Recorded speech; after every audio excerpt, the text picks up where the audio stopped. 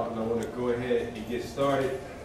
A lot of faces I know, some faces I don't. So just to give you a brief introduction about myself, my name is Umar Johnson, and I'm a nationally certified school psychologist. And what I do as a psychologist is I evaluate school-aged children between 3 and 21, and I determine whether or not they have educational disabilities and whether or not they need special education placement.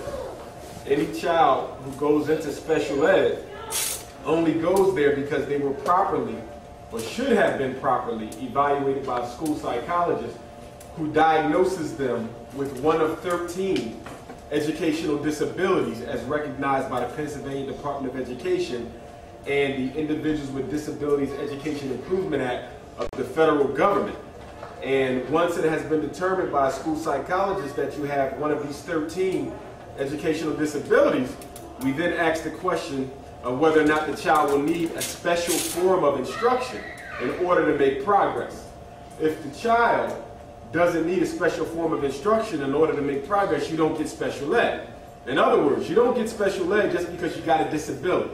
You can have a disability and not need it. You only get it because you have a disability plus you need it. Very important. For example, you can have a child who's dyslexic, okay, but if they're a true dyslexic child, and we tend to think all of our kids are dyslexic when they're not, but if they're a truly dyslexic child, there's really not much you can do about that if they're reading backwards, which is only one form of dyslexia. Dyslexia just means a serious reading problem. But if they have the dyslexia that causes them to read backwards, there's not much you can do about it because it's a neurological problem. And so what you would do is keep them in a regular class, and the teacher would score their work backwards. In other words, if it's a problem that you can't fix, you accommodate to it. Okay? You only need special education if you can't accommodate to it in a regular classroom. Okay? My last lecture series I did here from April to July was on psychoeducational issues, and I didn't bring any copies of those tapes because I have them on audio tape. But I'll make sure I have them at my next presentation in November, so you can have that if it's something that you want.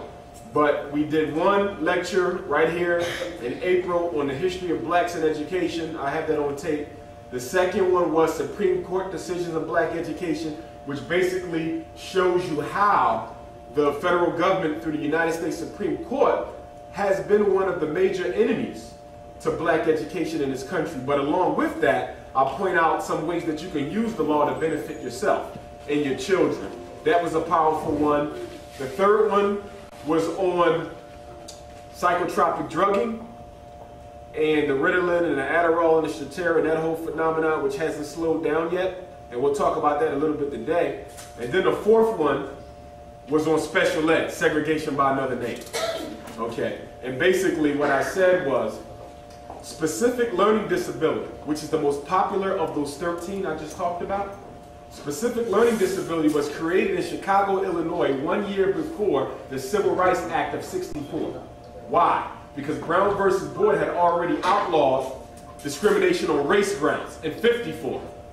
So when the Civil Rights Act came in '64, they needed some sort of strategy whereby they could continue to separate black kids from white kids, so they came up with specific learning disability. And most black children in special ed are in there because of this subjective diagnosis that says even though they have normal intelligence, they can't learn a skill. They can't be proven. There's no test that can screen for a specific learning disability, just like there's really no test that can screen for ADHD. Okay, them two. Specific learning disability, SLD and ADHD, okay, is like a plague on our community. And it's primarily a plague because it's our fault that we let our kids get these diagnoses in the first place. And they wouldn't even have them if we learned how to raise them properly. A lot of this just comes out of poor parenting styles. As I always say, we don't have a child problem, we have a parent problem, because every kid out there killing, selling crack, or dropping out came out of somebody's house. Okay? So you got to look at the tree, not the fruit. Fruit don't grow themselves. You got to look at the tree. Anyhow, tonight is part 1 of 3 of Black Family in Crisis. Tonight we're going to deal with the tragedy of child molestation, rape, incest, and domestic violence. And then on Thursday, November The 8th, we're going to deal with teenage pregnancy and the sexual behavior of our teens. And then in December, second week in December, I have the flyers over there. Make sure you get one at the end of the night's presentation. We're going to deal with black male-female relationships and black marriage. Okay, which is going to be pretty interesting. But tonight we're dealing with this. And the reason I chose to come out the gate with this one is because as a school psychologist, it is a growing phenomenon in our community. We hear a lot about black-on-black violence in the street, but we don't hear anything about the violence going on in our homes. And the violence going on in our homes is as bad as, if not worse than, the violence going on in the street. And the reason why we don't hear much about it is because it's a very sensitive topic. Number one, that's my business. Number two, that's her life. Number three, I don't want the law in my world. Okay? Number four, it can make preachers and ministers look bad. Okay? Especially when people who give a lot of money to the congregational efforts are the ones doing the abusing. Politicians like to cover up constituents who do a lot for them if they are abusers. I say that to say that men or women, okay, who become abusers tend to have a power complex. So they tend to be people who either have no power or already too much.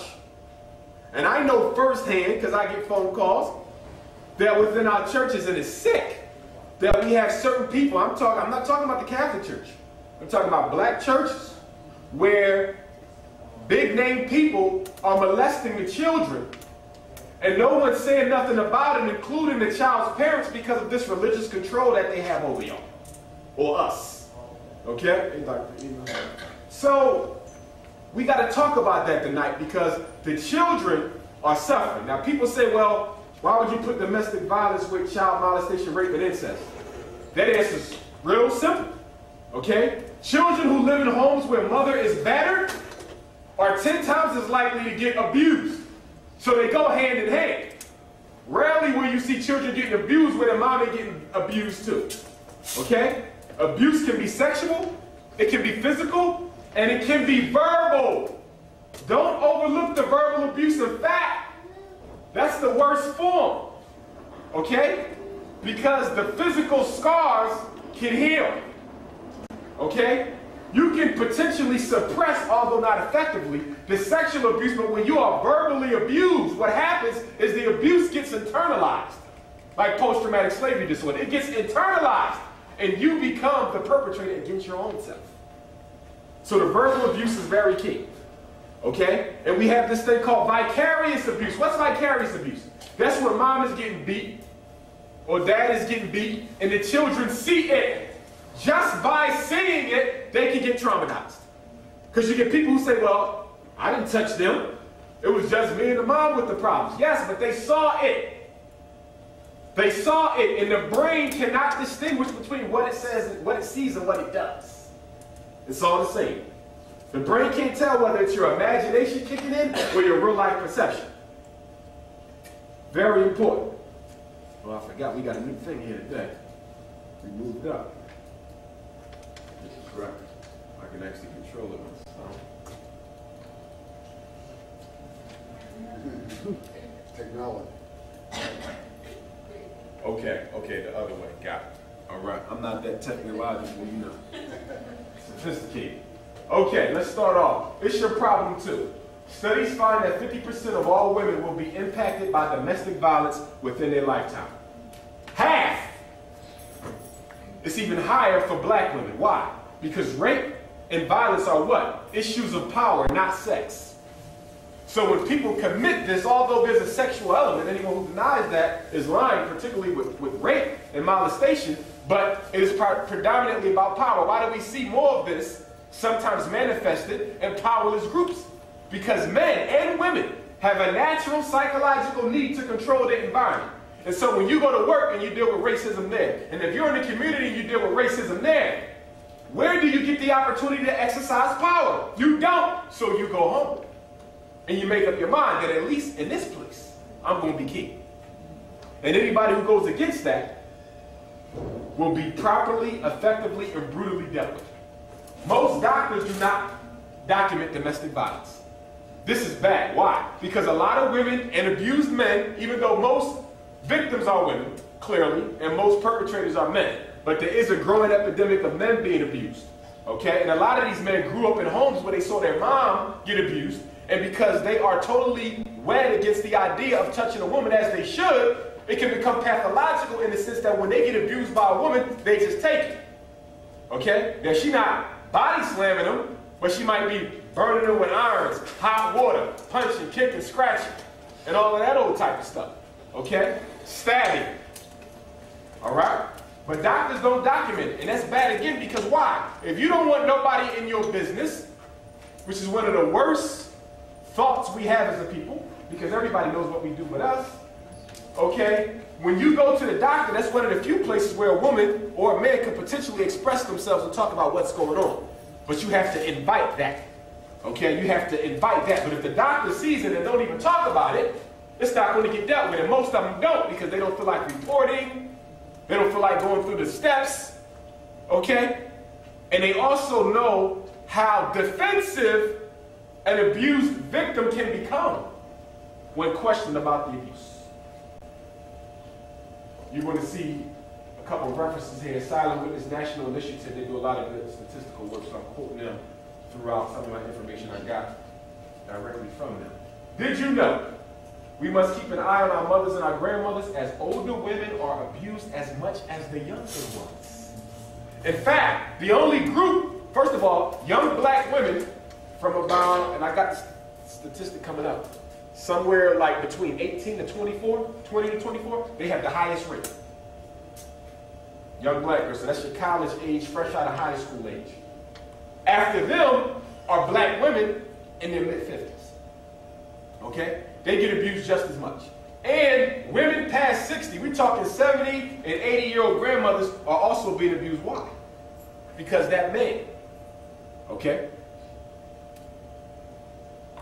grappling with the fact that he's starting to lose his functionality in life, is stressed, and he's taking it out on her. And of course, old couples tend to be isolated, unfortunately. You know, we like to discontinue our relationship with them when they get a certain age, which is not an Africanism, that's a Europeanism, but we picked it up, so they become increasingly isolated from the rest of the family. So they're less likely to tell, and you're less likely to see it. The stresses of old age and the accompanying helplessness felt by many older men make them candidates for perpetrators of domestic violence. Just as shameful, just as how shameful it is for an abused victim to step forward, is just as shameful for an abuser to do the same thing. Okay? It's a lot of shame involved to say, you know, I got a problem beating women, or I got a problem beating men, or I got a problem raping, molesting, or beating on children. That's not something people are going to come forward and admit in a lot of times, because there's a big shame element there. It's one thing to say I'm depressed, or I have bipolar, or I'm schizophrenic. That's one thing. But if you say, hey, you know, I'm a rapist, or I'm a molester, or, you know, I have a problem beating on women, you're not going to come forward and say that, regardless of race, which is why it goes so untreated. Women don't speak up. Only about 15% of victims of domestic violence report the crime. Look at that. Half of all women will become a victim in their life. And when I speak of women, I'm speaking from 15 all the way up until death. Because it starts that young. And you got to blame the parents for that. Because if you have a teenage or pre-teenage girl living in your house, how could you not know that she's being abused by her boyfriend? Now, 40 years ago, the excuse was, I'm married. He bought this house. Look at the car I'm driving. He takes care of his children. 50 years ago, today, he ain't bought you no house, no car. Y'all don't even live together. In fact, you still live with your parents and he living with his, but somehow, through the mechanism of psychological control, he can whip you and ain't doing nothing for you. And we see that with the teens as well as the older women. Okay? In 2006, only 8% of domestic violence victims reported their victimizers to the authorities. Look at that, 8%. 8% of those who were abused. And those of us who see the abuse, we don't report it either. Very bad situation. Beware the stereotypes. Studies find that highly educated and employed women with medical coverage are just as victimized by domestic violence as poor women. Please understand this. As I said earlier about the power dynamic in low-income neighborhoods and people of color because of the oppression that we face from the general society at large, you're going to see higher incidences of domestic violence. But don't fool yourself. Educated women who appear to have the self-esteem and strength of will to walk away from something like that cannot. Okay? It's a reality, so we have to watch everybody. Poor, rich, black, white, old, young. Causes depression. Women who are victimized are 3 times as likely to go on and develop clinical depression, which is what? The #1 correlate of suicide. Most depressed people don't commit suicide, but most suicide victims were depressed. Okay, so it's a straight line. And unfortunately, because of us as parents, I gotta go back to that, okay, we model inappropriate behavior in our homes. And what I mean by that, if a girl grows up seeing mom get beat on all through life, that becomes a what? Normalized behavior. So when she dates, it's totally acceptable for her to accept that normalized behavior. When a pathological condition is allowed to go on and on unchecked, it gets normalized. Just like our children now have been desensitized to violence, many of them, because a pathological condition has become normalized for most of us. You click on the news, 10 bodies this past weekend. You don't even flinch. Okay? But if certain other groups clicked on the news and they heard that, it would be a crisis immediately. Town hall, the city would stop. But us, we have become desensitized. In fact, we believe like others believe that, well, that's just how we are. Multiple forms of abuse. Half of abused women suffer from more than one type of abuse. You can always almost count in the verbal abuse because it starts that way. It starts with the verbal abuse. And this is the cycle, the generation recidivism cycle, because she watched mom get abused.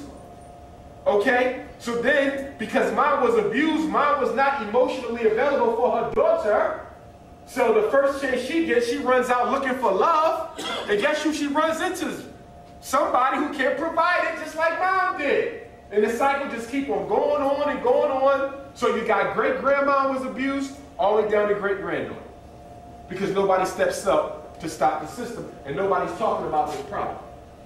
Teenage girls are just as likely and sometimes more even to get victimized by their boyfriends, with parents hardly doing anything about it, even when they know. And I know this because working in the schools, I've had to call parents before and say, hey, your daughter get beat on by her boyfriend. Did you see her arm? Yeah, well, you know, that's her fault. Because if she didn't let him do it, he wouldn't do it. But this is a child, a growing baby. Why do we let our children make adult decisions? And what we fail to realize is when you let your child make an adult decision, they blame you if it comes out wrong. Every time. So as I said before, we have a situation now, an epidemic, where teenage black kids are hating their parents because you let me mess up when you shouldn't have. It is not their decision whether or not they go to college or trade school. It is not their decision, in my opinion, when they go to high school, whether they get a job, whether or not the boyfriend can spend a night. That's not up to them. But you leave it up to them. And so then when they end up with 3 babies before they're 20, they're going to blame you because why wasn't you on your job as mom? Or why wasn't you on your job as dad? I can tell you, as someone who went to a semi-private school, Scotland School for Veterans Children. I went to a military school, residential. A lot of us, when we went there, we didn't want to be there. Some of us said, well, our parents sent us here, etc., etc. But when we got out, we understood the wisdom behind the decision. And I got friends on the other hand who went to Scotland, wanted to come home, parents took them out. They hate their parents now because their life went to hell. And that's not to say that everybody who came out of Scotland made it because they didn't. But most of them did. I'm saying that to say you got to make them decisions. You're the one with the experience. You have to do that. Very important that you understand that because they will blame you. Yes, you can give them a decision. Within what? A clearly defined set of options. Okay? You want to play football. Okay. You can play it for Central. Okay? I'll let you play it for Masterman. I'll let you play it for Roman. Okay, but you ain't gonna play it for some schools I ain't gonna name because they're in my neighborhood. Okay? that ain't the option. Well, so-and-so go there. That ain't the option for you. Because you're the child, I'm the parent. But see, we start out from this high, letting them make their own decisions. Okay? You got to get in touch with your parenting styles. There's 3 types of parents: passive, aggressive, and balanced. The passive parent, this is the mother who feels so guilty that his father wasn't in his life. The passive parent is the parent who don't give no discipline, all they give is love. So what? He got all S. I'm going to get him what he wants for Christmas because that's my baby. So what? He gets kicked out of school every day. His father wasn't in his life. That's my baby. So what? He got locked up for damn near killing somebody. That's my baby. So you got all the emotional support, but there's no discipline. These are the kids who grow up to commit crime. They're in and out of jail. They drop out of school. Why? Because responsibility was not something they were used to. On the opposite side, you have the aggressive parent. Okay? This is the one who ain't got no emotional support. It's all rules. I want straight A's and B's. You better get a 1600 on the SAT. You better get into Harvard or this or that. Why you drop the pass in the football game? You didn't make honor roll this semester. What's wrong with you? You know what them kids grow up to be? Depressed, anxious, suicidal. I know. Because a lot of my adult patients who I see are in those high echelon professions. Doctors, lawyers, engineers. And you know what the problem is? From the time they was this high, they was told that they better succeed. And they have it all now, but still looking for the next level. Because all they can keep hearing is mom and dad in their mind telling them you still ain't good enough. So you got passive at this end of the spectrum, all emotion, no discipline, and you got aggressive over here, all discipline, no emotion. You need balance. You got to be in the middle. What is a balanced parent? A balanced parent is the one who knows when to give the emotional support and when to give the discipline. You know when to let them make the decision and when you had enough. And there's no prescription for it. It's an art to being a good parent. It's an art to it. And you have to develop it based on your own personality and your child's. It's all about a match. It's all about a match. But you best not be on any end of the spectrum because you're going to have problems. Children in homes where domestic violence takes place are more likely to be abused. Victims of domestic violence were often child abuse victims and were more likely to witness domestic violence as children themselves.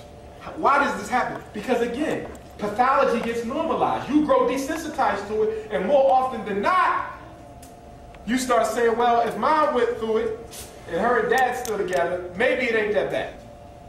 Okay? But the truth of the situation, good people, is most women who get killed, most women who are murdered by their husbands, lovers, and boyfriends. That's the reality. Okay? And then we got this thing that taught from mom and grandma that if he hits you, that's just love because he don't know no other way to show it. Well, that's the problem. Because the more he loves you, the more you're going to get beat. And when he gets to the point where he's totally infatuated, you dead. And it may sound funny, but it's the reality. It's the reality. 73% of abuse victims are women, and 75% of the perpetrators are men. It's just the reality, fellas. But we get abused too.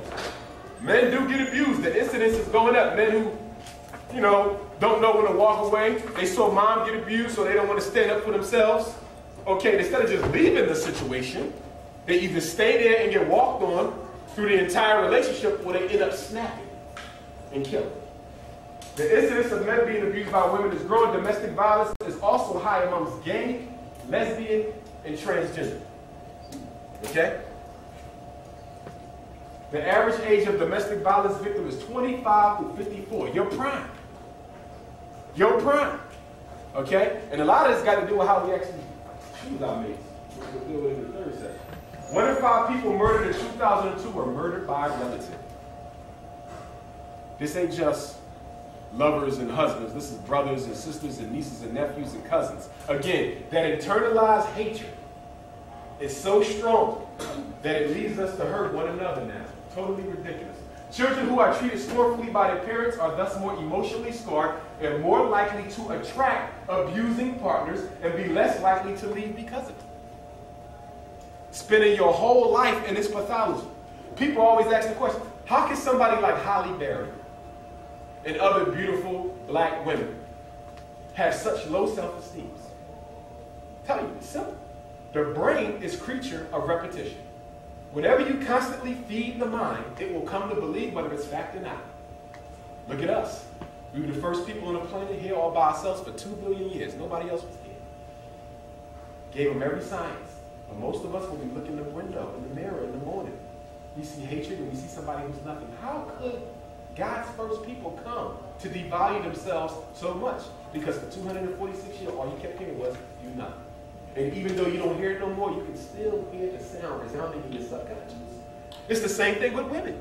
No matter how gorgeous, they get that one man, or men, same thing. They get that one man, you're nothing, you're nothing, you're nothing. Sooner or later, they go to the mirror and they see nothing.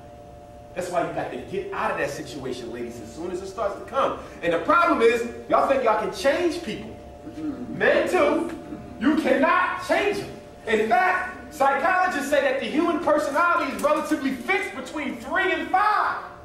So how do you think you're going to meet somebody in their 30s, 40s, and 50s and think you're going to change them or mold them? You can't do it. You got to make an evaluation with the facts at hand. Can I deal with this or can I not? And the incidence of people being married and miserable is going through the roof. Tyler Perry's new movie, #1. Everybody watch it and see what I did for them. Like mother, like daughter. Daughters who witness their mothers get abused are more likely to get abused. Boys who witness domestic violence are more likely to commit the crime and are more likely to be victims. Why is this relevant? I often tell people that one thing that we never ask for when we date, and some people find it funny, but I'm telling you it would save you a whole bunch of trouble. Something we never ask for, fellas or ladies. #1, can I see your child abuse clearance? #2, can I see your criminal clearance? And #3, can I have a copy of any psychological evaluation you ever had? You know how much trouble you would save yourself just by seeing them 3 documents? But by show of hands, who has ever asked for them 3? None of us do. None of us do. But we got to get to the point where we start doing it because you find that stuff out 10 years down the road. He was in jail for killing somebody. He never even told you. Or she was in jail for slicing somebody. Okay? Because he shoots, she stabbed. Okay? Nah, nah, nah. So you got to start asking for that child abuse and that criminal. I'm telling you. They got to have it for the job anyway. Okay? If they got a job. And I don't really say that in a derisive manner. And the reason I don't say that in a derisive manner is because I keep hearing all this talk about black on black violence. And how we don't know what to do with them Negroes, why they keep killing and fighting each other. But guess what? There's a triangle. Did that just click? Okay. Doesn't mean I'm losing. There's a triangle. Miseducation in this corner. Lack of economic opportunity in this corner. And at the top of the triangle is self-hatred, internalized slavery. Okay? Now, nobody outside our community can help us with the internalized slavery. Okay? White psychology can't help black people. Okay? We deal with the spirit, they deal with the behavior. Okay? Now, miseducation. Okay? 3 things your child will never get in the school district of Philadelphia or anywhere else. #1 is a true and complete knowledge of self. I just heard a few weeks ago that they're about to take the Black History curriculum out that they just put in a few months ago, but only giving it 1 credit for 9th grade. They're going to take that 1 credit out. And they're going to take it out because the homosexual group said, well, wow, if they can get it, why can't we get it? Since when does man, I respect everybody, whatever they do. But how do you equate racial group membership, which is unchangeable and natural, to somebody's choice? But see, that's our fault. Because when the civil rights movement took off, and we still do this today, every time we go to fight for somebody, we get on the phone and we call up, all due respect, the Asians. We call up the Hispanics. We call up the Europeans. We call up everybody we can find and say, will y'all help us? And then when we get our rights, they'll take them rights and leave you right where you was at. And that's why affirmative action benefited women, okay, homosexuals and handicaps, physically challenged, more than us. And we the ones who died for it. But that's our fault because you got to learn how to struggle for yourself. Everyone has their own issues. When Chinatown wants to get something passed, they don't go calling you. Okay? They have too much self-respect for that. When Jews decide that it's time to get something done, they don't call you. And I respect them for that. Because there's a certain level of dignity and honor that we don't got. We go begging and pleading people to help us do something that we don't need help with. We are half the population in the city, but you would think we was less than 10% the way we act. Totally ridiculous. But anyway, half the black men in New York City, half the black men in Philadelphia are unemployed. Okay?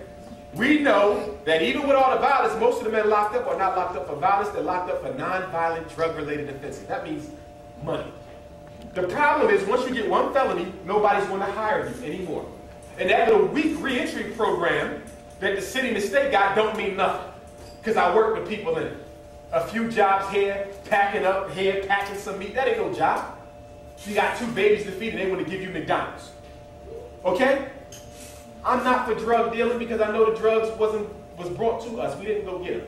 I don't know no brother talking about I got a plane to catch to Colombia tomorrow. Okay? The stuff is brought to you. Okay? So I'm not excusing it, but what I'm saying is we got to look at the reality. If we want them to put that down, we better have a broom or something they can pick up. Okay. Otherwise, you can't go to them like that because they got mouths to feed. That's the reality of the situation. And it bothers me because with all these initiatives going around in the city that everybody's so excited about, not one person has said that we got to step to the city and demand our jobs. Our tax dollars are funding these construction programs that are being dictated by European unions. That don't make any sense. And most of our leaders are afraid of unions, and I know why, because unions will die for the right to control you. The problem is you won't die for the right to control yourself. And that's the situation. Children who are treated scornfully by their parents are thus more emotionally scarred and more likely to attract abusing partners and be less likely to leave because of it. Daughters who witness their mothers get abused are more likely to get abused themselves. Even though we're focusing on African American, this applies to everybody. Okay? And I can tell you, I see abused women from all groups. You'd be surprised. Okay? It happens to everyone, but you know, we're focusing on us. But this is relevant to all women. Like father, like son, boys who witness are more likely to commit. A survey study with doctors found that 90% do not document or report it. Shame on them. Guns and love. Guns were the most common weapon used by males to murder females. 54% of the time when a woman is killed by her lover, she's killed with a gun. Okay? So if you're crazy, first thing you need to know is I got 7 sisters and they called me. First thing I'm gonna ask, do you got a gun? I'm still coming. But I got like a gun. I didn't know. I had y'all can argue with me. Race can complicate things. Black women, and this is a real big problem. This is why the religious community really got to get involved. Black women, conscious of the obstacles faced by black men, are more likely to bear the burden and not report it, out of guilt and unwillingness to serve them up to the authorities. And I understand that. As much as he hurt me, I can't serve him up. But sometimes, sisters, when you're talking to a Garvey to the core, you got to do what you got to do. Until the community get to the point where we can police our own, right now we got a bunch of whips in leadership positions. We ain't got no money to step to another man and say, look, don't touch it no more. Game over. We don't have that no more. Okay? Until we get there, if your life is threatened, you got to let somebody know. Even if you don't go to the police, you go to somebody who can intervene. I'm telling you, because too many of us are being killed by this, and this ain't making the newspapers because it's not what we want to deal with. We don't mind a murder here, murder here. You start seeing another woman killed by her lover. Okay, that starts to hit home with you, but you got to stop bearing that burden. It ain't yours to bear. This ain't slave. It ain't like he out there, you know, fighting for freedom. He beating on you. What they got? Where's the honor in it? Okay. Verbal abuse is just as bad. 89% of women report being verbally abused at some point in their life. 89% of women. That means only 11% of women. This ain't just black. This is law. Only 11% can say I was never abused in any form in my life. Poor women are at higher risk for being victims of rape and domestic violence, as powerlessness in men is greater at this level. I'm going to tell you something else. Moms, aunts, grandmoms, great-grandmoms, and cousins. And you know why I say that? Because as soon as I start talking about kids, you know the first thing I hear, I ain't got none. Mine grown. Okay? But we all have other children in our life who we so selfish. We don't even realize all the kids we're responsible for. Okay? But the reason why I say this is because I think it's very dangerous for a teenage girl, or even a young adult woman, to go on a date by herself with a man who nobody else in your family met or knows about. That is very dangerous. Because rape is very hard to prove in this state. Very hard to prove in Pennsylvania. Okay, and you going on a date, you're going back to his house, it's because he got on sneakers and a chain, okay? All right? That don't mean he ain't got a problem, okay, with violence or rape. Just like it means he could have HIV too. And the reason why so many of our sisters are coming up HIV positive because they're dealing with brothers who are bisexual, but because that's something we don't tolerate in our community, they stay where? Down very low. Not just down low, but very low. Okay? So I'm telling you, your daughter dating, your niece dating, you need to come in here and speak to me. And the problem is, I done see these young guys roll up to your house, mom and dad, and this is real pathetic if it's a man in there. Honk the horn, she come running out, tripping, gold wig falling off. Okay? Glasses all the way down to her cheek, them new glasses they wear, everybody like a beetle, right? And I'm looking, and I'm like, you mean to tell me one of the parents ain't gonna come out there and say, you better come in here and speak? We let him do, he don't even open the car, he's so low. Right, car $200, rims $3,000, he low as hell. And she running over there letting herself in. Hip hop. Yeah, right. Okay? But the problem is, mom, aunt, cousin, big sister, you can't say nothing, because guess what? When your boo come, you do the same thing. 60 years old, heels up here, skirt all high. We got to grow up. Okay? We do. I'm 33 now. I don't buy no jeans no more because I got to grow up. Okay? I don't want to be 60 with a sweatsuit, Sean John, Air One. You know what I mean? Limping, but I got a sweatsuit on. The chicken or the egg. Women with low self-esteem are likely to become victims of domestic violence, but also domestic violence breeds the low self-esteem. So you say, what came first, the chicken or the egg? Is actually both. Because if you got low self-esteem, you're going to attract abusers who are going to make your self-esteem even lower. If there's one thing that I would advocate that parents do with their children, particularly their daughters, is inoculate them with a strong sense of self-determination and independence. I don't mean the independence that say you don't make enough money for me and you ain't driving the right car. That's superficial. That means nothing. I'm talking about a true sense of when I know that what's going on ain't right for me, I can roll. Now, if you just dating, so be it. But I'm talking about when they get to the point where they, you know, critically in love, okay, and can't see straight. That comes from us. Because a lot of mothers I've seen beat their daughters down psychologically. I've seen it. You ain't nothing. You ain't never going to be nothing. So what, you in college? I'm like, that's your daughter. But there's a disconnect between the parents and the children, and the internalized self-hatred is so strong that it can break up any bond we got. I know mothers and daughters don't even talk. Ain't talked for 20 years. Fathers and sons ain't talked for 20 years. And we talking about slavery over. Which is interesting because when you study slavery in big cities like Philadelphia, you see most of the slaves never had to wear no chains because they was already properly domesticated. That's what we are, domesticated people. Women with low self-esteem and psychological problems are more likely to tolerate the abuse and get nasty with you when you say something about it. But you know what? You got to understand that's their pain. And you know what we do to run them away? We get nasty back.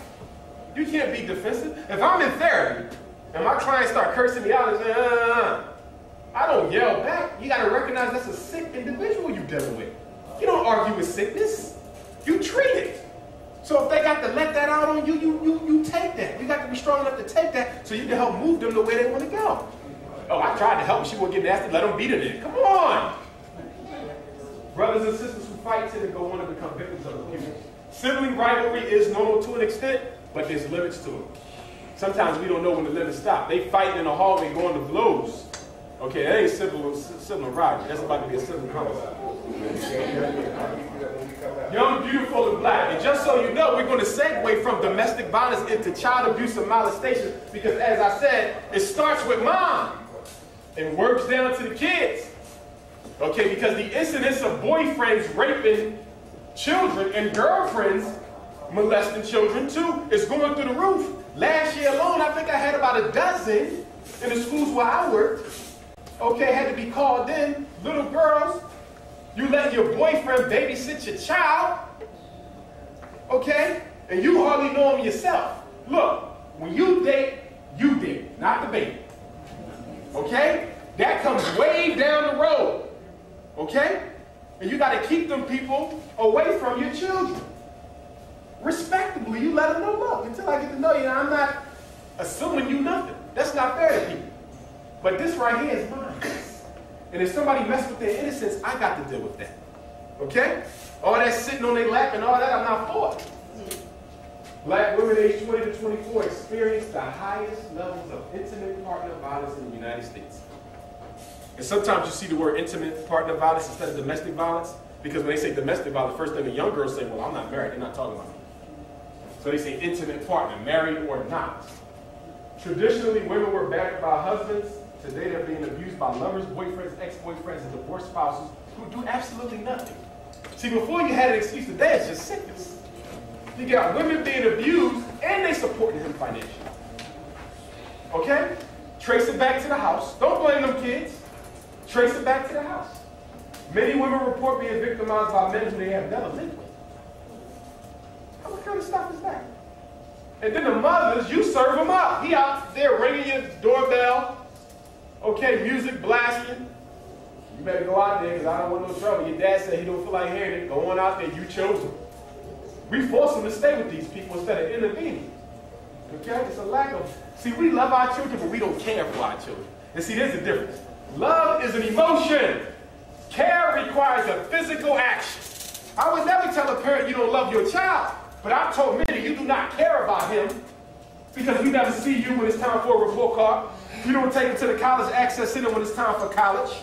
When he gets in trouble, you don't talk. When he's feeling bad, you don't process. Y'all don't sit down and have dinner together. You don't help him get a job. You are crippling that young man and young lady for the rest of their life when we're telling you love them. No, I'm sorry. You do love them. You don't care, though. You have to care. Verbal abuse at the job has steadily increased over the years and is one of the leading forms of abuse. This gets overlooked by men and women. You might be married and you can still get abused at the job verbally. You got some man, he like you, some woman, she like you, they just making your job a living hell, setting you up to get rolled up and fired. You got to speak on that. It's not fair. Okay? Life's stressful enough. Women in abusive relationships are more likely than non-abused women to get killed by their partner. It's very serious, and most of the time, it's in a range. Why is that important? Because the first thing a woman will say is, well, you know, he would never try to do that. Maybe he wouldn't, but when he get caught up in his emotions, and he, you know, we ain't got no self-control, he done already shot. And now he's regretting after the fact. But you're going to hospitalized by now. Okay? Due to lack of internalized community structures and distrust of governmental and racist bureaucracies, black women have chosen more than other women to keep silent. We don't talk. And you know what? In religious communities, it's even worse. And no, I ain't talking about the Muslims. The people's, oh, you're the Muslim, bro. Whatever. I'm one. Okay? But whether it's Christian, Hebrew, black, traditional African, when they in their religious structures, they really don't tell because they view it, they conceptualize their problem as a betrayal of God. If I tell that I'm getting a living mess whipped out of me nightly, but because me and him made a promise to God, I can't stop him from hitting me. I'm trying to understand that. I ain't get there yet. Okay? I mean, serious. In religious community, you ain't going to find no woman tied to a religious community telling. That would be okay if the men in the religious community who know that they're getting abused will do something. But the imam ain't doing nothing. I know because I've seen it. The minister ain't doing nothing. I know because I've seen it. Okay? This is the reality, y'all. This is the reality. And we need to deal with this. Many clergymen and clergywomen are aware of abused members of the congregation but choose not to speak up so as not to embarrass the church or prominent financially supportive church members. And there is a small link between professional athletes and men and women in military service and domestic violence. Why? Because they have a highly stressed life. Remember, the equal power. If nothing else, I'm going to rule this home with an iron fist. Hierarchy of pay. Many abusers go on to become rapists, which is the worst form of abuse. Rape. 1.3 million women in this country and 835 men report being, 835,000 men report being victims of domestic violence. 20% and rising non-fatal partner violence accounted for 20% of violent crime suffered by women. That's almost a quarter. That was in 01. Maybe what the 07 stat will look like. Families are too silent. O.J. Simpson and the tragedy of family silence. I'm not getting into whether he did it or not. I don't know, and he's not a member of my race anyway. I've been through him out. But when you look at the Goldman family and how sad they were after their daughter died, and my heart goes out to anyone who's deceased. But what I want to know was, why did y'all never report him before? You know why? Because he was paying you to shut up. So as long as your bills got covered, your daughter didn't matter. Once she's 6 feet under, now you want to cry. That's the problem. And it just don't happen in Hollywood. It happened in North Philly, West Philly too. If he's nice to us, and I'm not even saying he's necessarily doing anything for you financially. He just might be a nice person. You might like to conversate. When you get along with them like that, you tend not to see what they're doing to your loved ones. That's why you got to always maintain 6 degrees of separation. We can get along, but there got to be 6 degrees of separation so I can see you for who you really are if you ain't right. Very important. It's her life, none of our business. They always go through that. I'm not getting in it. I now wish I would have. Like I said before, that none of your business stuff is killing. It's none of my business. They firebombing home. So if they're next door to you selling crack or fighting or whatever, somebody firebomb their home, is it going to be none of your business then? Remember Move in 82, 83? That was nobody's business either. They torched the whole block. Now it's everybody's business. You got to get involved because sooner or later it's going to come to you. Like the African proverb says, none of us is free until all of us are free. Because what goes around comes around. And then you always get this. I'm so tired of hearing this. I wish I would have. 1,247 women were killed by an intimate partner in 2000. Access to firearms increases the possibility of domestic violence by 5 times. Okay, if there's a gun in the house, because you know gun, you only got the pull, click, click. Okay? It's the reality. When you date people, this is what you need to know. See, and we'll get this in the third session, but we want to know how much money you make, how many kids you got, how much child support you owe. Okay?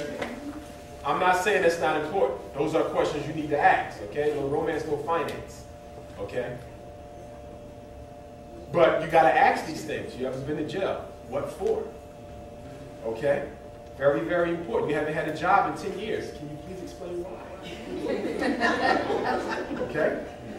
Because what you better realize, if hypothetically, if I make 80 grand, and you don't, and you don't got no job, that's 40 I got. Okay? You gotta see, I gotta see, there's 20 grand I got. And now we want a baby together, we're gonna be in the shelter. Okay? So we gotta be realistic. And I tell you along the relationship lines, you know what's killing our relationships? Lack of communication and poor money management. Okay? Poor money management. We go out, we spend all our money, they nothing saved up. You taking the bill money, doing this. We got to get it together. And you know why so many of us go shopping? Shopping, like eating, inhibits anxiety. Because you go with a little mania spree. So when you see women going out spending their whole check, or men, on a whole bunch of junk, you got to ask yourself, is there something deeper going on in their life? See, what it is, it's a compensation for a lack of happiness. It's the same reason why people eat. That's why a lot of depressed people go on to be overweight, because eating and drinking inhibits depression for the moment. So does shopping. Okay? In fact, they're thinking about making that a disorder in the DSM and the DSM-3. Okay? So the disorder linked to people running out of shopping. Okay? It's a psychological pathology. Put it back. Okay? If you come out there with another bag, you're taking a bus home. And you know you won't get home with all them bags. Okay? You better trip over that block with boyfriend over strangers. The amount of women shot and killed by intimate partners was 3 times higher than women killed by men they did not know. This is so important. Don't get me wrong. You do have to protect yourself and your children against strangers. But the strangers are not the ones raping and killing. It's the people you know. It's the people you know. And we got like with child molestation, it's only like 3% were strangers. And there's a difference between a rapist and a molester. We'll get to that. Love can be a deadly game. 50% of offenders in state prisons for spousal abuse had killed their victims. 81% of the victims were women. Look at this. This don't come on the news, guys. Okay? Don't play the stalking game. More than 1 million women and 370,000 men are stalked every year in America. 77% of female victims know they're stalkers. 81% of women stalked go on to be abused by the perpetrator.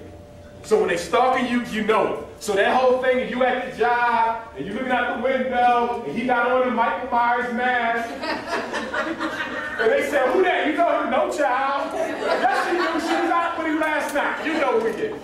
He a stalker. And you got to get that restraining order. Don't get me wrong. You're going to see that they don't help too much, but they do help a little bit. The problem is, women who get abused are just as likely to break the restraining order as the men. You go running back to him, you done broke the order. As soon as you go back to him, boom, order broke. That's it. He can go back and do what he wants. And you ain't going to get another because they're going to say you're playing with the law. Okay? Average case of stalking lasts 2 years. Did you know that? So as soon as you start getting stalked, that's 2 years. You at the Sixers game, he over there. $12 seat with his phone, but he over there. Okay? You at Unity Day, he on the stage doing security. Order of protection. 69% of women who get protection orders from their partners have the order violated. Some violated themselves. Look at that. 69%. That's only 30% who don't violate the order. If you ain't going to be serious, don't get it because they ain't going to give you a second. You better wait till you get serious. Stalking and femicide. Femicide means female homicide. 76% of female homicide victims have been stalked by the person who killed them. In other words, the signs are there. They don't just show up. They start with the stalk and then they get you. First of all, if a man or a woman is stalking, something ain't right in the noodle anyway. Okay, shake the noodle up or something, but something ain't right. 54% reported stalking to the police before they were killed. So you see what the cops do, nothing. Well, I mean, they did say what? That's 46% they did help. I don't want to beat up on the cops. Some are good, most not, but, you know. Black women in domestic violence. Black women suffer daily violence from family members. Family members and partners. Look at that now. Family members and partners at rates higher than any other ethnic group and 35% higher than white females. And then it's like, that's a percentage. 35% higher than white females, but then it's like 4 times greater than any other ethnic group. So sisters are hurt. You know what I mean? So brothers, we got to do our job and be respectful of it. You know, you can still crack the jokes, but just be respectful. Black women in rape. Nearly half of all black women report some sort of rape or molestation by the age of 18. In fact, I think most report their first encounter at 12. We'll see in a second. #1 killer of black women. Homicide at the hands of a current or former partner is the #1 killer type of black women aged 15 to 34, tightly contested by AIDS. Look at that. 2 totally preventable diseases. Okay, because that's what I call them, a disease. And look at that. #1 killer. Okay. Teenagers and dating. 18 to 24-year-olds have the highest rate of domestic violence. That's your college boys. Okay? That don't mean you can't send them away to school. Because they can be in your home and get beat on. Okay, most of the ones I see, they still live right there and you don't know. 1 out of 5 high school girls are victimized by their lovers. 25%, look at this. What's going on? 25% of 8th and 9th graders report being victimized. Huh? Let somebody beat on your 8th grade daughter? 35% of 15 to 20-year-olds report rape, violence, or weapons threats. And they don't want to tell you why, because they care about the person who's doing it. Substance abuse. Girls who are abused by partners are more likely to smoke, drink, and use drugs. Whenever I do counseling with a teenage girl, if she says she smokes a lot of weed, smokes cigarettes regularly, or drinks regularly, or drinks at all, because you was drinking till 21, I automatically start assessing for potential suicide and past history of abuse, sexual, physical, or verbal. Okay, because smoking, for many of us, is an anxiety behavior. We do it to take our attention off of something else. Okay? And if you know anybody who's waking up in the morning and take a glass of alcohol and get started for the day, that's an abuser. And they need help. And that's another thing we're not dealing with. So when you look at these stats, remember, these stats ain't even dealing with the effect of alcohol or crack or weed on top of this. These are the same crazies. This ain't even the alcohol or crack crazies. So I'm just saying, you got to understand that this problem is serious and ain't nobody dealing with it because everybody knows somebody who's doing it and they know if they deal with it, they're going to have to call them on. You see what I'm saying? So we can have 10,000 black men for violence as we should. But when will we have 10,000 black men for domestic violence? 1 out of 8 pregnant 12 to 18-year-old girls report being abused by the baby's father in the past 12 months. And this is normally during pregnancy. So you got teenage girls, in addition to the pregnancy being victimized. She already don't know what her life will be like after that child. Because you know the #1 predictor of a life of poverty for a black girl is to have a baby before you graduate from high school. Okay? Relax. I'm just giving you the stat, princess. Stop biting your nails. That's nervousness, which means you're hiding something. I'm playing with you. No, that's a fact. Nail biting is a form of psychopathy. I know. Physical aggression in teens. 1 out of 3 teen relationships involve physical violence. All right? 1 out of 3 teen relationships. Rape. 8 out of 10 rape victims knew their perpetrator. 11% were raped by their fathers and stepfathers. I know a girl right now who's pregnant by a father. 14 years old. 10% raped by boyfriends or ex-boyfriends. Okay? And you got to watch that ex-boyfriend thing. You know why? Because what happens is when they think they slipped out your grip, or you slipped out of their grip, they're more likely to rape as a form of power and control. Okay? Because I can't have you no more, he can have you, but he's going to have damaged goods now. Okay? 16% raped by other relatives. Uncle Johnny here from North Carolina, go give him a hug. Okay? Yeah, I better see it. 29% raped by friends and family. That's the next door neighbors and stuff like that. I got some stories. You know, and it ain't, you know, I'm not proud of it, but I got some stories. Less than a quarter raped by strangers. Look at that. Less than 75% of all rape is people you know. It's the family. And I'm going to tell you something else you got to assess for. Because there's so much divorce in our community and in America in general. You have to assess for how that other person will raise your child when you're not present if y'all split. That's so key. That's another thing we don't evaluate. Because if you got a child by a man and y'all split, you got to have some faith in who he going to have around your child because you ain't got no control.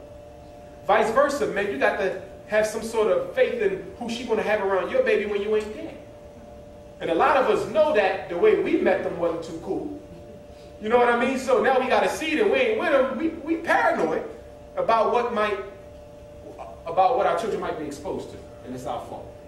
Okay? But that's another thing we need to assess for when we're dating that we don't.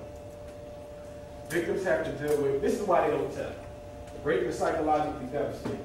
Victims have to deal with assumptions of the blame. Okay? And a lot of that is religious. You know that. That whole Adam and Eve, she tempted him, he bit the apple. So with women anyway, there's this thing, and I even hear about it in psychologists that come out their mouth with it. She must have done something. If he jumped on her, you know what I mean, or something like that. It's this thing that we view women, all women, regardless of race, like they have some sort of devil in them. You know what I mean? And if he went that far to beat her, then she must have cheated, or if he went that far to rape her, then maybe she let him. It don't matter. Stop is stop, and no is no. That's number one.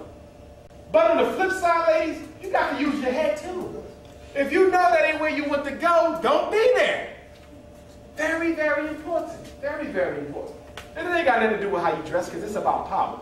But y'all do got to put some clothes on. It's ridiculous. It's totally ridiculous. Okay? Totally ridiculous. I'm talking about great-grandma too. Totally ridiculous. Woo! When my book come out, I'm telling you, look at this. Emotional connectedness with the criminal. That's the biggest one from what I've seen. I love them, I can't tell them. Mistreatment from the legal system, that's big. How's a black woman going to go into a courtroom? Or anyone, for real? What did you do to do it? How did he touch you? Did he really touch you? Y'all heard about the situation in West Virginia a couple weeks ago, right? The sister was kidnapped by the family, and they made her eat rat feces, dog feces. They stabbed her, they beat her, they smashed her head into the toilet, called her, the N-word, etc. I read the transcript of the police interview. You can get it online. I don't know how it got there, but somebody got the whole transcript.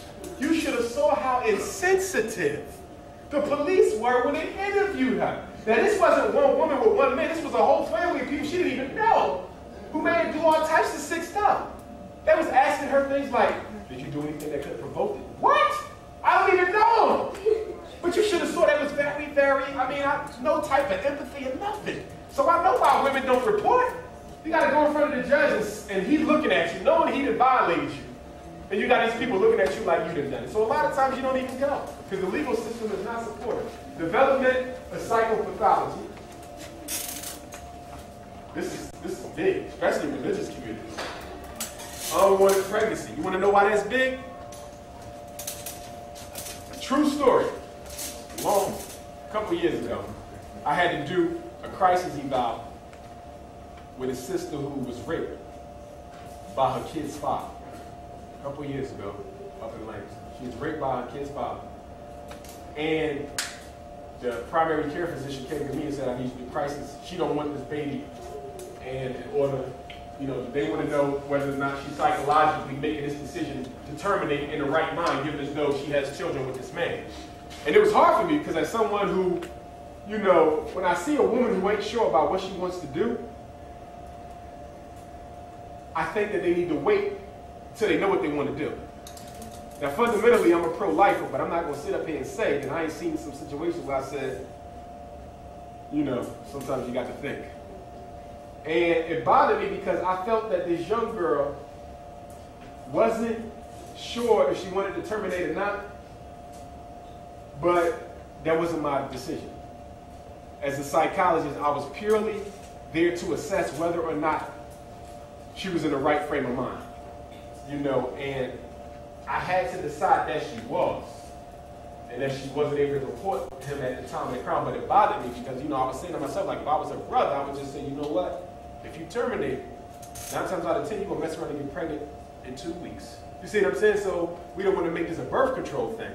You know what I mean? So I'm just telling you, sometimes as a psychologist, it can get difficult because you're feeling like you need to keep this because you ain't going to do nothing to get pregnant again, but at the same time, that ain't your call to make. You got to be careful of it. So I'm telling you, it can get really tough out there when you run into these situations. But then you got to, did he really rape her? Why didn't you tell?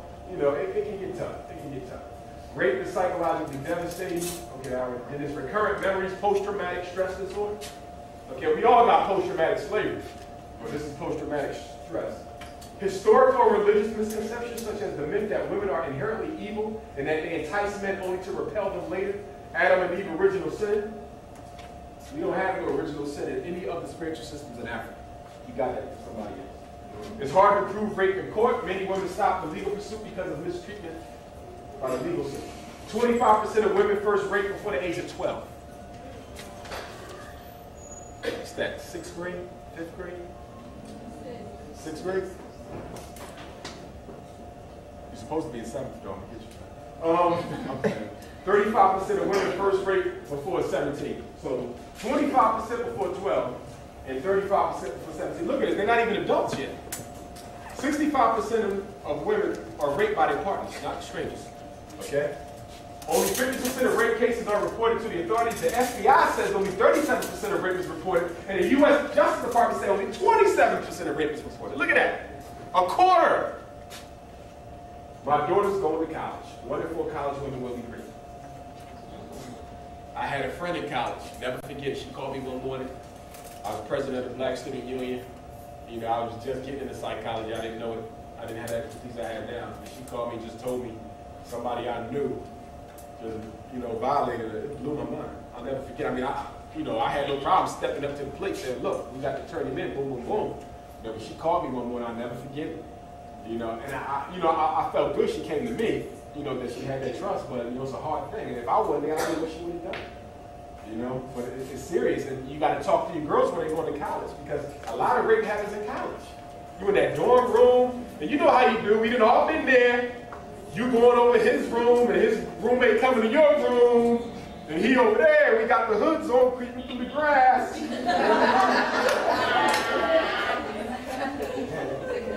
But I was never into that. I was BSU, I had to set an example. Every 90 seconds, look at this, every 90 seconds, a girl or woman is raped in America. Look how long we've been here. Homosexuals not excluded, 25 to 33% of same-sex partners are raped. And unfortunately, a lot of that leading right to HIV. Who are these criminals? Low self-esteem. This is what the criminals, you gotta look out for when you date. Men and women, low self-esteem. I tell gorgeous women all the time, they think I be joking. I don't be joking. I'm just letting you know. He's not the most attractive or intelligent thing in the world. So if this goes too far, and you decide you want out, he might not let you go. Men, it's the same thing, okay? She got 1.5 teeth. Also,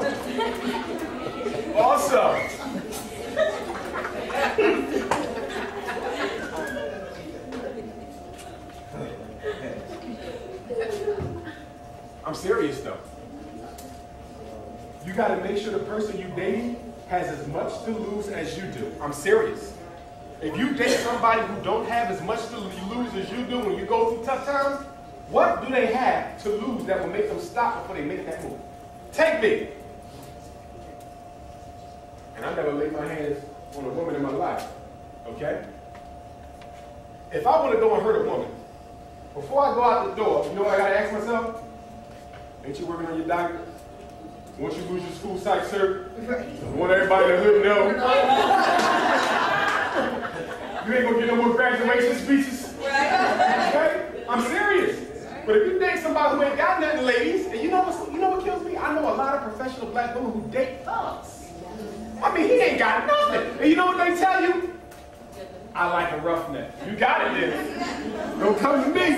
That's what they say. I like them rough. I had good guys, but you know, and fellas the same way. I had nice women, but I like them, you know, nasty and cursing me out and, you know, jumping on my way shit when I'm going down the street.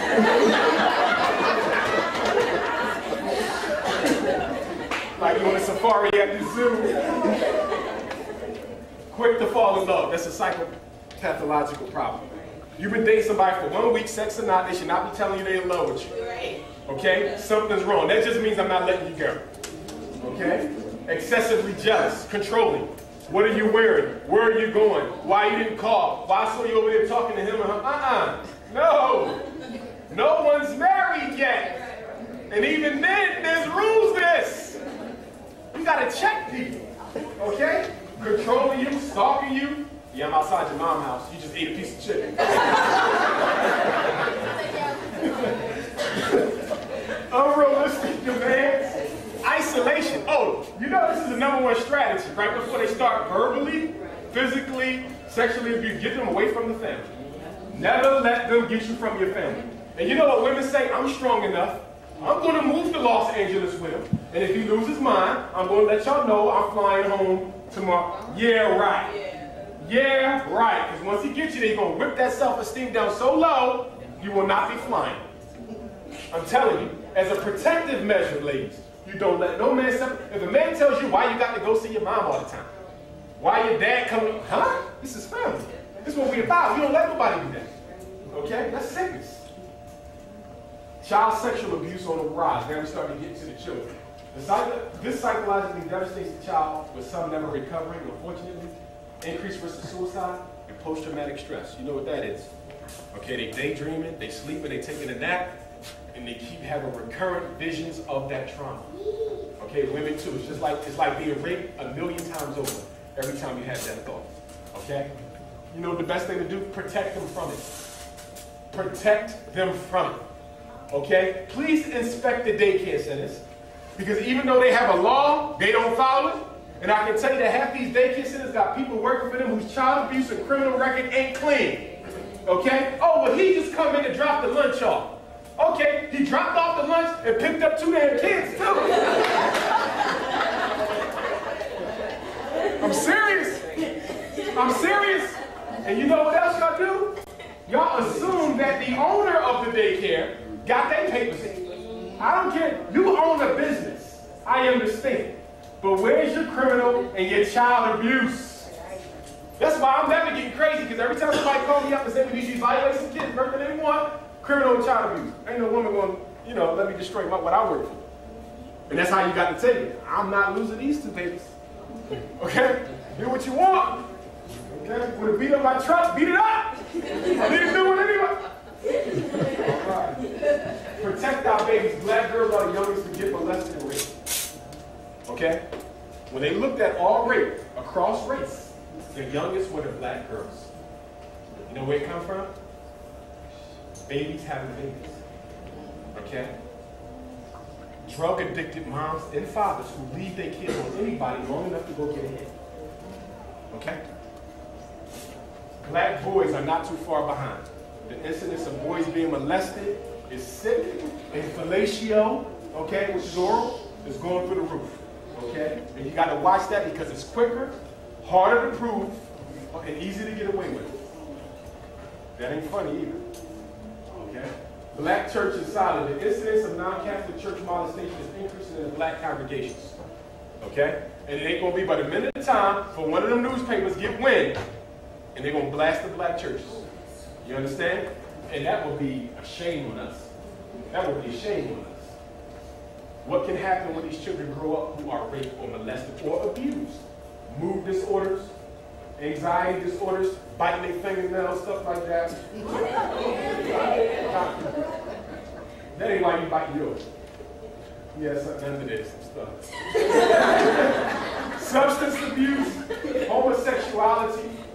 Don't wait, get help immediately. Let me talk about the homosexuality for a minute. And again, I believe all human beings should be respected. I don't, personally approve of the lifestyle. My best friend was homosexual. I didn't find out till he was a young adult. He just died of AIDS last year.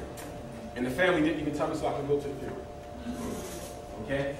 So, I had to deal with it personally. I never knew that he was. He had a crush on my sister. We was always tight. We grew up, and then I found out, and he had HIV. You know what I mean? It hurt. He was like a big brother to me because I'm the oldest boy in my family. So he was always like my brother. It was just tough. It was tough. And I just found out he died last year, like a few months ago. I'm riding up the street. I see his brother. I said, "Where he at?" He died. Everybody bothered to call. You know what I mean? So, well, let me tell you where this comes from. And I never asked him about this, because that was his life. But when girls are deprived of the love of dad, they can develop a phenomenon where they hate men and no longer want to be with one. They cut themselves off emotionally and they only want to spend the rest of their life with women. Okay? Same thing with the boys. My father was nothing. Hate men. Okay? Then they decide, hate men and decide they want to be a woman, or still looking for love of dad and decide he needs a man to gratify their father. It can go either way. It can be the hate or the love. Okay, and I can tell you, most of the kid clients I have been molested. Okay? And with everyone who became homosexual, they were molested. Okay? My uncle, my father, my grandfather, my mom's boyfriend. And kids don't tell. Y'all keep thinking they're going to tell you. They're not. Because number one, they're ashamed. Two, they don't want to mess up your relationship, believe it or not. They tell you.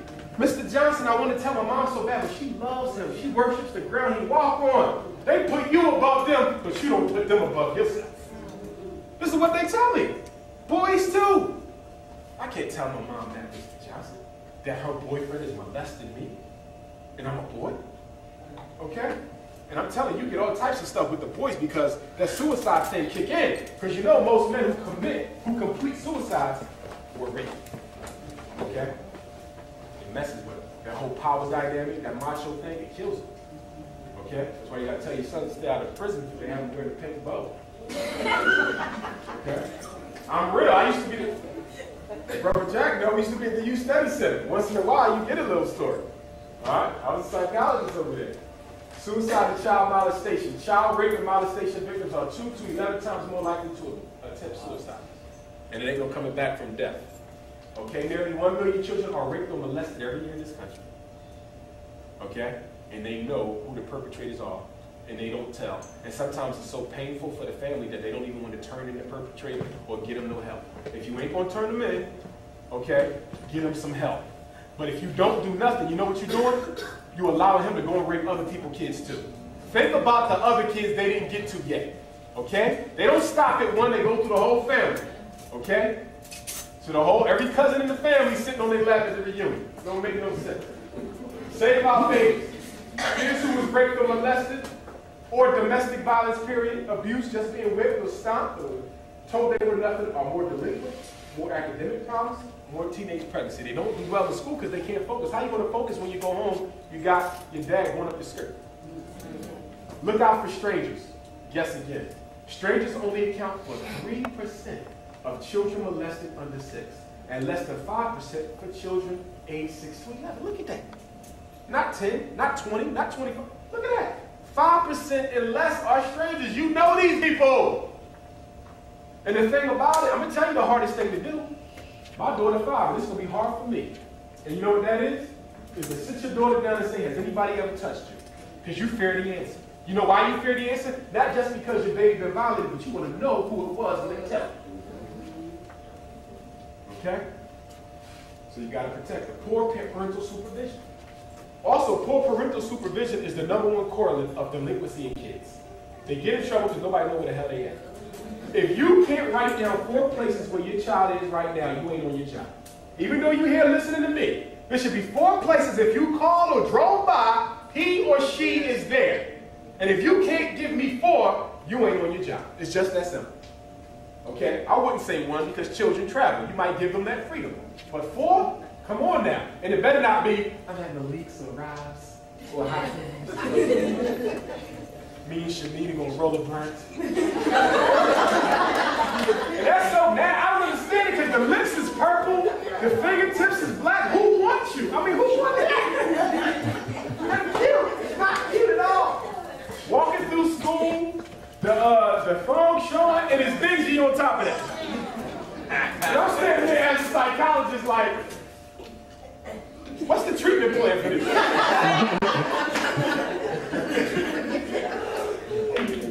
Single parents, we got to be on our job. Single parents are at an increased risk of having children abused as they tend to have children babysat more often than others. When you marry, you go out, the husband got them. Husband go out, you got them, or the family's going out. Okay? But when you're single, you got to be on your job. And understandably, you're a little bit more stressed because you're flipping that whole load. But when you drop that baby off, you got to make sure you know who got them. And I'm going to tell you something else. People don't take care of your kids as well as you do.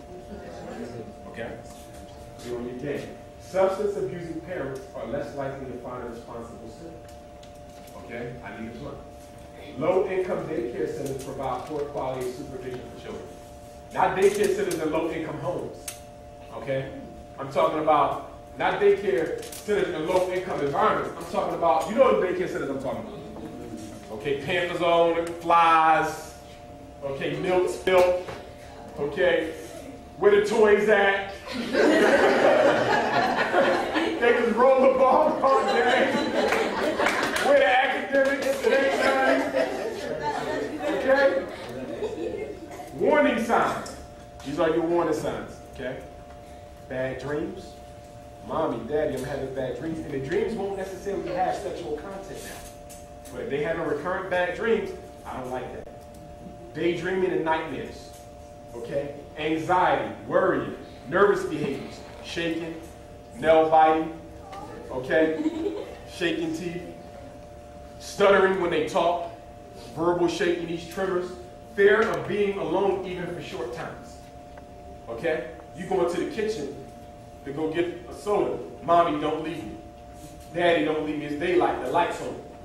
Or they're too afraid to go to sleep by themselves, and they've never been that way before. Okay? They don't want the lights off. Quick to jump when you touch it. Quick to jump when you touch it. You go to get your son or your daughter a hug, you're like, whoa, you felt that spirit. Somebody violated my baby. Bedwetting is a big one. Anxiety, bedwetting is an expression of anxiety in many children. Okay? It can be underdeveloped or slow developing bladder, but a lot of times it's anxiety. Okay? And I'm telling you right now, if they're doing number 2s in the bed, you can best believe something ain't right. Okay? unable to sleep too. These are your signs. My child, these are the myths that we work with. My child will tell me if somebody touched them. No, they won't. The men and women in my family would never do such a thing.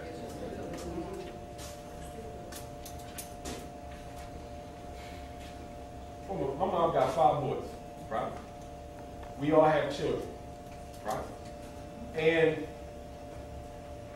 I don't believe my brothers would ever do that. I'm sure they believe the same thing about me, and I wouldn't. But as a precaution, you just do it anyway. It's supposed to be modus operandi. You ain't got to make excuses for why you're doing it, okay? My daughter don't sit on nobody's lap. It's just the way I am, okay? My boyfriend, girlfriend loves my child like his or her own. How do you know? How do you know? You can't necessarily know that. I checked them out and I didn't see anything.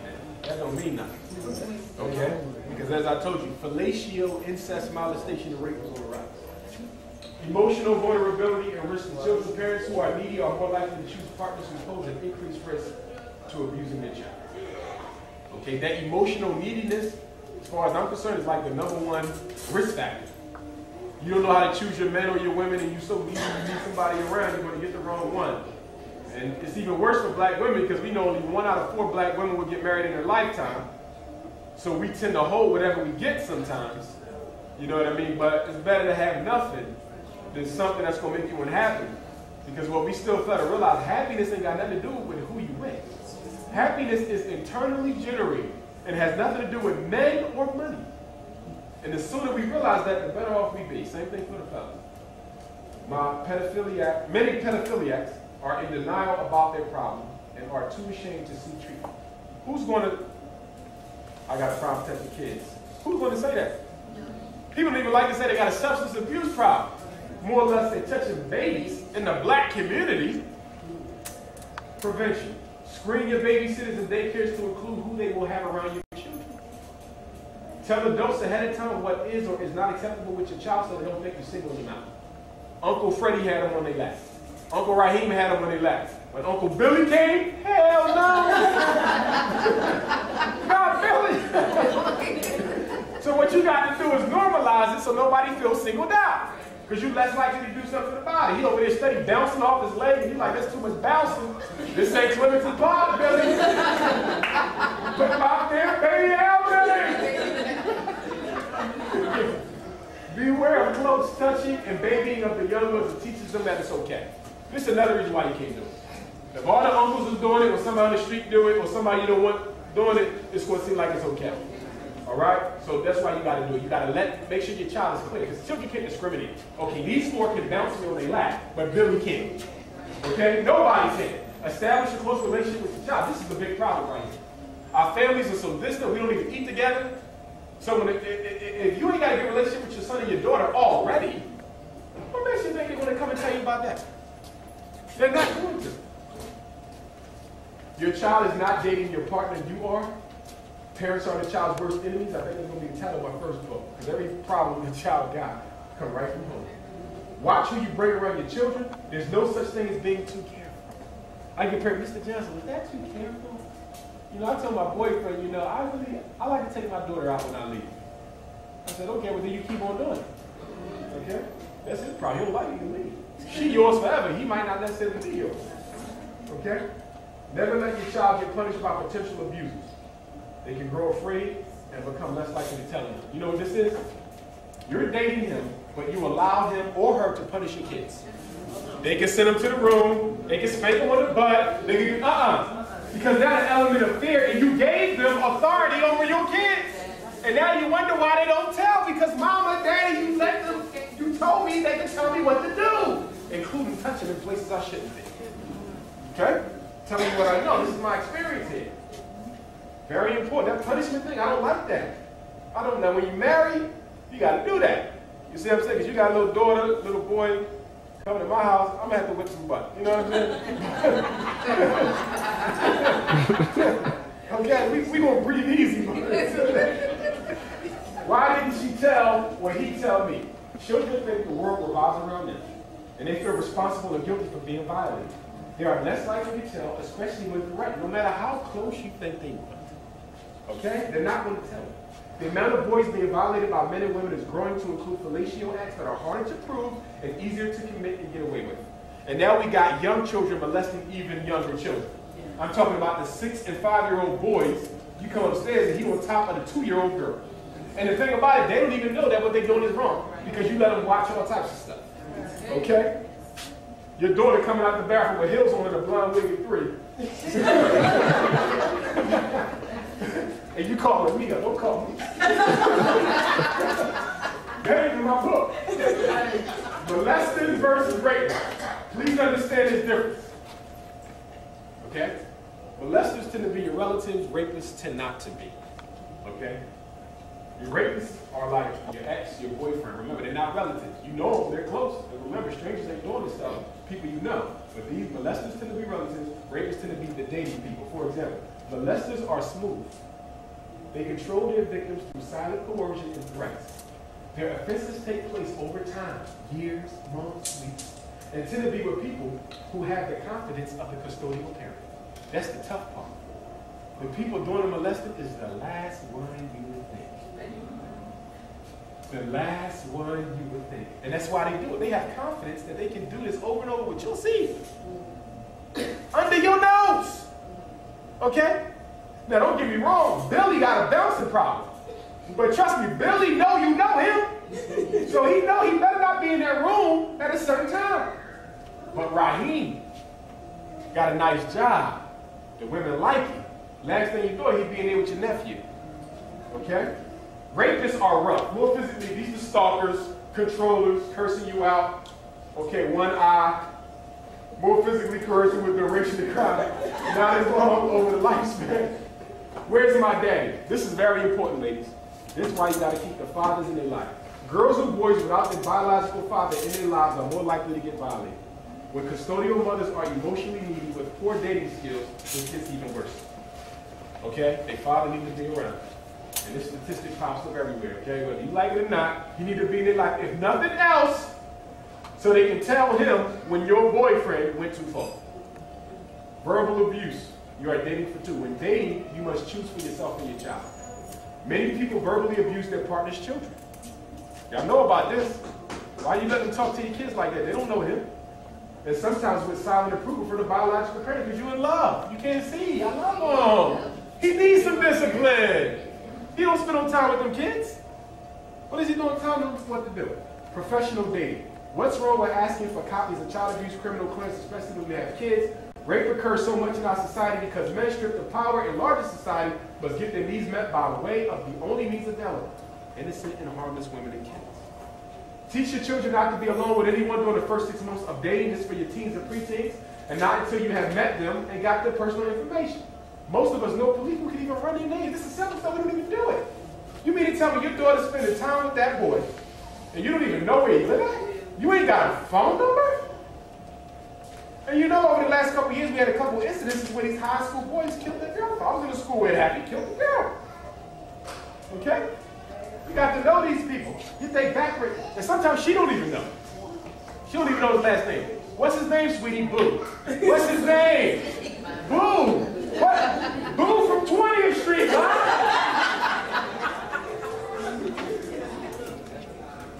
When my baby daddy is my daddy. When my baby's daddy is my daddy. Brother, cousin, or granddaddy. The incidence of girls being impregnated by very close members of their family is increasing.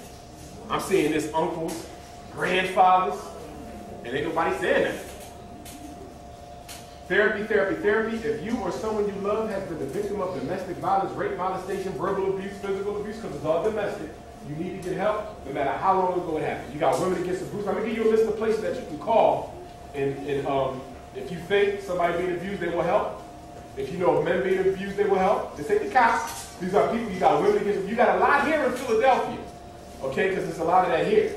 Okay? And they will help. So you need to take the numbers down when they come up. Okay? Because we all know somebody, if not ourselves, who need to tap into a resource. Okay? I want to empower you. I just don't want you to come and listen. You take one of the numbers and you make a phone call tonight. They either got national domestic violence numbers, national rape hotlines. Okay? I don't understand. How can the black community have organizations for homicide? You got a whole bunch of them. Nothing wrong with it. We need them. religion, church on every other corner, educational systems, all types of political prisoner groups, police brutality groups, economic programs. Why we ain't got nothing for women and kids? Where did domestic violence stuff happen? Because it's too sensitive a topic. And just as important as everything else. See, when she get killed by her husband, the church is like, we white rock. We so-and-so.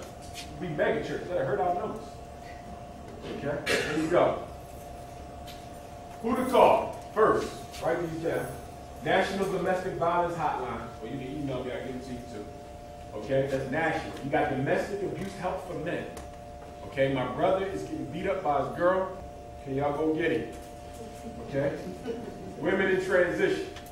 A lot of times with women, you know what makes it so difficult for women to leave? Because of the economic component. Where am I going to go? I can't go to my mom. She treats me like crap. My brothers and sisters ain't really there. Well, I don't have any. So for women, it's that economic piece. He'll take my kids. You know what I mean? It's a lot you got to think about. But I'm telling you, if you don't walk away, you won't be able to come back and get them kids. Okay? You got to strengthen yourself. Women against abuse. Menergy. Menergy even has help for men who are abusers. Okay? Your teenage daughter getting beat on. Okay? Tell her to get booed from 20th Street.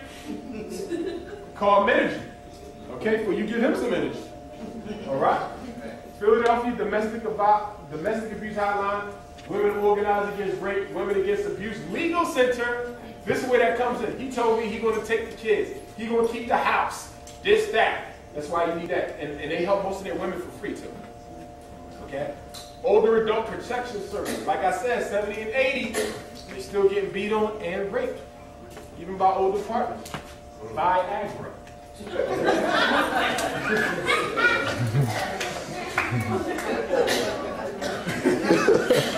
Now, honestly, because of my own anxiety, I had to make this presentation a little bit more lighter because it's so serious. And I didn't want everybody to walk out here sad and crying because this is just a, it's a real situation, But we got to take it seriously, y'all. We're losing our community. This is what we're going to do next month. Next time we're here, put that date down. I got flyers over there. November 8th, 6 to 8. My baby's having a baby. We're going to talk about teenage pregnancy and sexual behavior of our youth. Bring all the teenagers you know. Every last one. Okay? Starting at 12. Because the average child in America now loses their virginity at 11 and a half. Yes. So bring them too. Because we feed them that milk with all them hormones. They're growing fast. And we're talking about, no, that's just her Africanity. And no, it's milk. That lunchroom milk in the back. Okay? So Thursday, November 8th, we're going to deal with that. And then December, part 3, black male-female relationships. Okay? And then, let me go back. Boom. So that's Thursday. And then the next day, so this is back-to-back, 2 events. You got to come out and support National Coalition of Blacks for Reparations in America in Cobra. I'm going to be doing a dinner lecture program for them at the International House, University of Pennsylvania campus. I've never been there, but I'm looking forward to it. And I'm going to be talking about post-traumatic slavery disorders. Okay? It's going to be deep. Okay, I got a whole host of sub-disorders under that. Dr. Umar and myself presented at the Cobra National Conference with one other sister, okay, on post-traumatic slavery disorder. So this is going to be an extension of that. Okay, so you want to come out Friday, November 9th. The tickets are $20. And the phone number is 215-878-5726. But I got a flyer of this over there. My Uncle Fred smiling down on me. Any questions? Any questions at all? All right, how did y'all like it? Was it informative?